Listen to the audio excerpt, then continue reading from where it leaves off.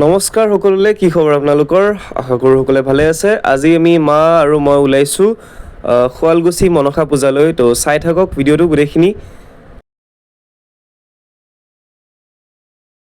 এয়া চাওক, আমি এই সেউজীয়া পৰিৱেশৰ মাজে মাজে যাই আছোঁ, হ'লেও আমি গৰম অনুভৱ কৰা নাই, কাৰণ ইমানখিনি যিহেতু গছ গছনি আছে, এনেকৈ যাই ভাল লাগে। আৰু ৰাস্তাটো বহুত ধুনীয়া ৰাস্তা, আপোনালোকে আহিব কেতিয়াবালৈকে।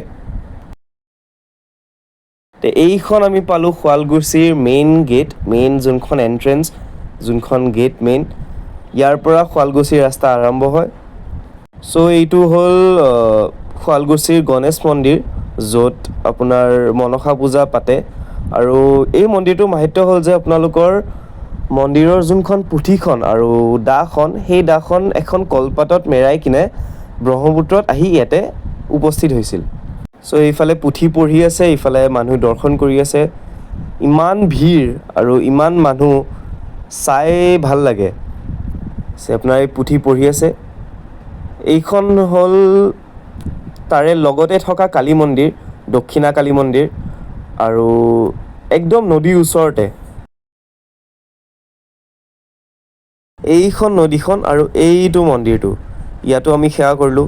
এইটো মই শিলৰ ওপৰত এনেই এবাৰ উঠি চালোঁ কেনেকুৱা লাগে। চ' এতিয়া নামি আহোঁ, অলপ থাকিলোঁ বহুত টাইম। এয়া মোৰ মা, ফটো উঠে বোলে, সেয়ে উঠালোঁ। তো আমি ইয়াতে অলপ চাই মেলি কিনে, এইটো আপোনাৰ গণেশ মন্দিৰটো আৰু এইটো হ'ল কালী মন্দিৰটো। তো আমি ইয়াতে সেৱা দৰ্শন কৰি কিনে আমি অলপ ওলাই যাওঁ। যিহেতু আজি বহুত গৰম আছিল, তো মা আৰু মই ভাবিলোঁ যাতে কুঁহিয়াৰৰ ৰসে খাওঁ। দাদাই আমাৰ কাৰণে বনাই আছে।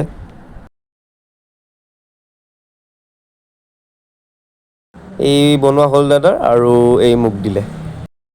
গধূলি আকৌ এপাক আমি আহিলোঁ ওলাই মন্দিৰলৈ।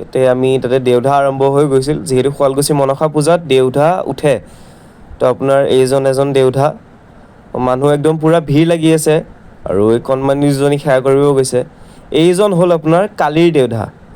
তো এইজন আপোনাৰ দক্ষিণা কালীৰ দেওধা। এনেকৈ নাচি বাগি তেওঁলোকে থাকে, আৰু এনেকৈ আপোনাৰ মানুহে উপভোগ কৰে।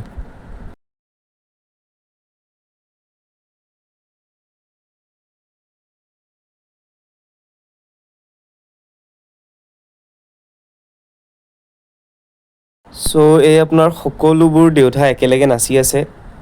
ঢোল হওক, ঢাক হওক, গোটেইখিনি বাজি আছে। আপোনাৰ ইয়াতে আমি গোটেইকেইটাই ফুচকা খালোঁ। মোৰ মামাহঁত আছে, মোৰ ভণ্টিহঁত আছে। আমি গোটেইকেইটাই ফুচকা খালোঁ দেওধা চাই আহি।